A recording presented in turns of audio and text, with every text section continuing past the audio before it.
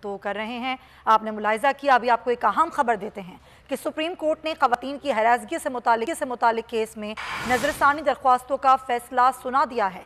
Supreme court ने सरकारी TV की मुलाजमा नादिया नाज केस दोबारा जायजे के लिए सदर मुमलिकत को भिजवा दिया है।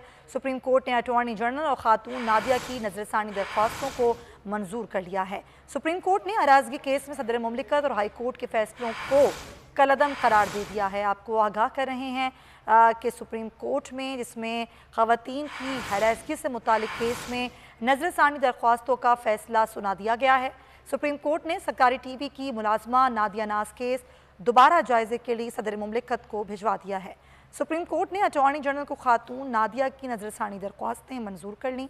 सुप्रीम कोर्ट ने हरासगी केस में सदर मुमलिकत और हाई कोर्ट के फैसलों को कलअदम करार दे दिया है।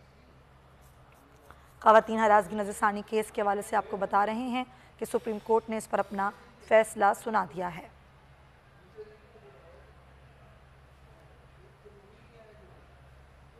अटॉर्नी जनरल और खातून की नजरसानी की दरख्वास्तें मंजूर कर ली गई हैं। खवातीन हरासगी नजरसानी है केस, इस पे सुप्रीम कोर्ट का फैसला आ गया है। सुप्रीम कोर्ट ने सरकारी टीवी की मुलाजमा नादिया नाज केस दोबारा जायजे के लिए सदर मुमलिकत को भिजवा दिया है।